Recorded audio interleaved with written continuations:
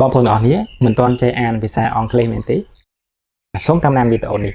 ហើយនេះគឺជាស្រៈសំឡេងខ្លីទី3គឺ I សំឡេង E ជំរាបសួរបងប្អូនអរគ្នាជាពិសេសគឺអាណាព្យាបាលសិស្សដែលកំពុងតែស្វែងរកសាលាដើម្បីឲ្យកូនតូចៗរបស់លោកអ្នករៀនហើយបើសិនជាបងប្អូននៅចិត្តសាលាបងប្អូនអាចឲ្យពួកគាត់មករៀនជាមួយខ្ញុំផ្ទាល់ក៏បានឬក៏បងប្អូនមានពេលវេលាខ្លះៗហើយតាមដានវីដេអូនេះដើម្បីអាចយកទៅបង្រៀនពួកគាត់ក៏បានដែរបាទនេះគឺជាចំណុចទី3ដែលយើងរៀនអំពី short I តែ I សំឡេងខ្លីគឺសំឡេង E short is បាទនេះគឺបើយើងយកឧទាហរណ៍បាទ I សំឡេងខ្លីមួយហើយយើងមានពាក្យមួយចំនួនដើម្បីឲ្យបងប្អូនអរគ្នារៀនអានបាទពាក្យនេះយើងយក A សំឡេង H ហើយបូកជាមួយនឹង I សំឡេង E E សោជាមួយនឹង P សំឡេង P អញ្ចឹង E P Ip E P Ip P E P Hip Hip H Ip Hip នេះ I សំឡេង E ហើយអក្សរ N ហើយនឹង G នេះគឺសំឡេងងនេះគឺជាដូចជាអ្នកផ្សំវាទូតគ្នាជាជួយអ្នកទូតគ្នាបាទពាក្យនេះយើងអានថា E ង ink ink Z សំឡេង Z E P Z E P Jeep Jeep Z Ip Jeep Jeep E N In E N In បាទសម្រាប់ពាក្យ ink បាទយើងប្រែថាទឹកហ្វឺតឬក៏ទឹកប៊ិចក៏បានដែរណាទឹក color ផាត់ពណ៌ក៏បានដែរឲ្យតែប្រភេទទឹកថ្នាំដែលចេញពណ៌ហ្នឹងគឺភាសាអង់គ្លេសគឺ ink ink ចំណុចបន្ទាប់ទៀតគឺយើងយក I សលេង E ផ្សំជាមួយនឹង P សលេង P អញ្ចឹង E P Ip Ip L សលេង L L E P Lip L Ip Lip S សលេង S E P S E P Sip Sip S Ip Sip T E P Tip T Ip Tip R E P Rip R Ip Rip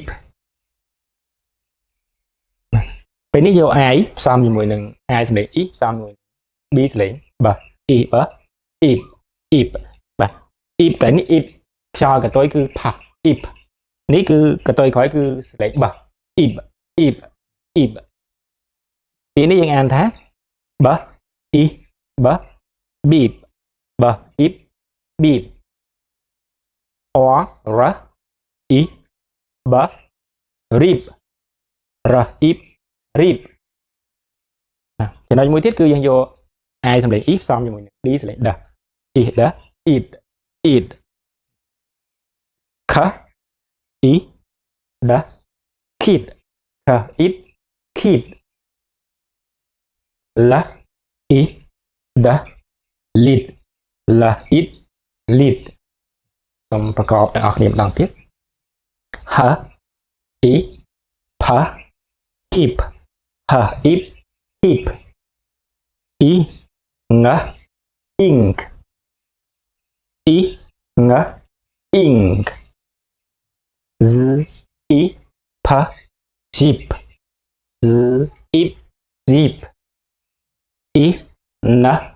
In E N In L E P Lip L Ip Lip S E P Sip S Ip Sip T E P Tip T Ip Tip R E P Rip R Ip Rip B E B Beep B Ip Beep R E B Rib ra ip rib kha i da kid kha i kid la i da lid la it lid បាទខាងនេះសូមបងប្អូនមកហ៊ានអានអត្ថបទទាំងខ្លីហើយហ៊ានបកប្រែពាក្យបាទ story រឿង the kid រឿងក្មេង kid តែក្មេង one the kid can use ink the kid can use ink two he can open a lid he can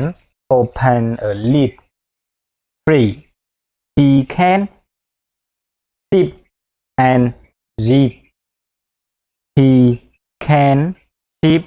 and zip four the kid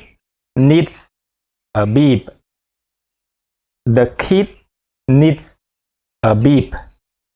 ឬកន្លែងនេះបងប្អូនអានជាប់ needs a beep the kid needs a beep បាទអញ្ចឹងនៅក្នុងពាក្យទាំងអស់នេះគឺយើងមានពាក្យថ្មីបន្ថែមពាក្យគឺយើងមានពាក្យ can can ដែលខ្ញុំបានបកប្រែកាលយើងរៀនសំឡេងទី1សំឡេងអានេះ can ពាក្យជានាមប្រែកំប៉ុងតែនៅក្នុងអត្ថបទរបស់យើងនេះគឺជាកិរិយាសព្ទ can ប្រែថាអាច can មានប្រែបានពីរនាមប្រែថាកំប៉ុងយើងកោការកំប៉ុងអី express អីចឹងទៅកំប៉ុង share អីហ្នឹងគឺ can នាមតែតទៅពីកិរិយាសព្ទ can របស់យើងគឺប្រែថាអាចយើងមានពាក្យ need ប្រែថាត្រូវការហើយមានពាក្យ open បកប្រែថាបើកអញ្ចឹងសូមបងប្អូនអរនេះរៀនអានហើយនឹងបកប្រែ the kid can use ink ក្មេងណាកូនក្មេងអាច use បាទមេរៀនមុនគឺយើងបកថាប្រើប្រាស់បាទអញ្ចឹងខ្ញុំមានបានបកនេះតិចទេដោយសារយើងធ្លាប់ជួបក្នុងមេរៀនមុនហើយ use ប្រែថាប្រើហើយ ink នេះទឹកធ្វើឬបាទទឹកថ្នាំលាបថ្នាំខាត់ពណ៌បាទទឹកថ្នាំមិនមែនជាប្រភេទcolor ដែលយើងគូចេញពីខោដៃគឺប្រភេទទឹកថ្នាំពណ៌ហ្នឹងគឺនៅក្នុងអត្ថបទរបស់យើងគឺក្មេងៗគាត់យកអាទឹកថ្នាំហ្នឹងគេទៅផាត់ពណ៌អញ្ចឹងគាត់អាចយកផាត់ពណ៌ណាអាចប្រើទឹកថ្នាំអញ្ចឹងយើងបកថាក្មេងកូនក្មេងអាចប្រើប្រាស់ទឹកថ្នាំពណ៌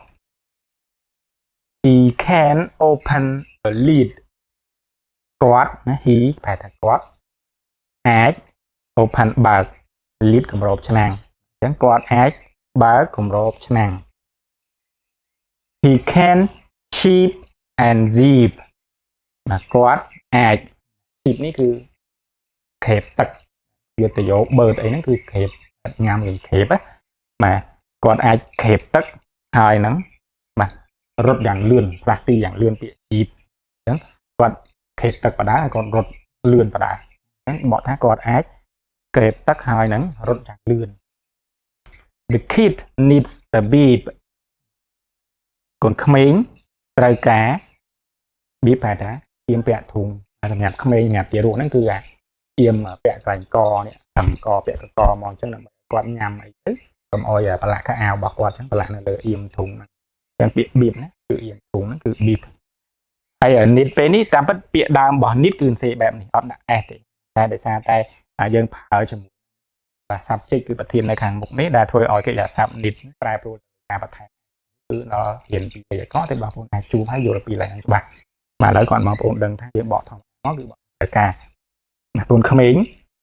ត្រូវការអៀមទ្រូងតាមម្ដងទៀត the kid can use ink កូនក្មេងអាចប្រើប្រាស់ទឹកថ្នាំពណ៌ he can open a lid គាត់អាចបើកគម្របឆ្នាំង he can zip and zip គាត់អាចក្រេបទឹកហើយនឹងរត់យ៉ាងលឿន the kid needs a beep ក្មេងត្រូវការអៀមទ្រូងអញ្ចឹងនេះគឺជារូបភាពសាច់រឿងរបស់យើងសម្រាប់ក្មេងៗតិចៗគាត់អាចយកវីដេអូយករូបភាពនេះទៅមើលថែមអញ្ចឹងសម្រាប់វីដេអូនេះគឺខ្ញុំសូមបញ្ចប់តាមប៉ុណ្ណឹងអរគុណបងប្អូនអរគ្នាបើសិនជាបងប្អូនពេញចិត្តវីដេអូនេះសូមបងប្អូនចុច share និង like ឲ្យបងប្អូនដទៃទៀតបាន ហើយបើសិនជាបងប្អូនចូលទៅកាន់ YouTube ហើយបងប្អូនគិតថា YouTube របស់ខ្ញុំប្រយោជន៍សូមបងប្អូនជួយចុច Subscribe ហើយចុចរូបកណ្ដឹងដើម្បីវីដេអូថ្មីៗបន្ថែមខ្ញុំនឹងព្យាយាមបាទអាប់ឡូតវីដេអូចូលទៅកាន់ YouTube ពីការបង្រៀនពីដើមដល់ចប់ហើយនឹងបោះក្បាយសម្រាប់ឲ្យបងប្អូនតូចៗដែលទើបចាប់ផ្ដើមរៀនភាសាអង់គ្លេសក៏អាចរៀនបានដែរអរគុណបងប្អូនអរគ្នា